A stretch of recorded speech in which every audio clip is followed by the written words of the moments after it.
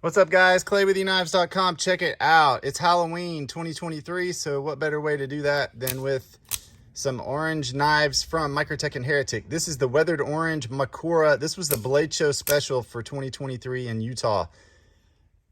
Bubble inlay, orange, weathered with a weathered orange double-edged blade, deep engraved pocket clip. We've got the Ultratech Halloween edition, bat on the front, pumpkin on the pocket clip, the matching UTX 85 version, and then last but not least, an orange Cleric that we just got in yesterday, the Cleric 2 Tanto DLC, and it's orange as well. So some orange options for your Halloween this year.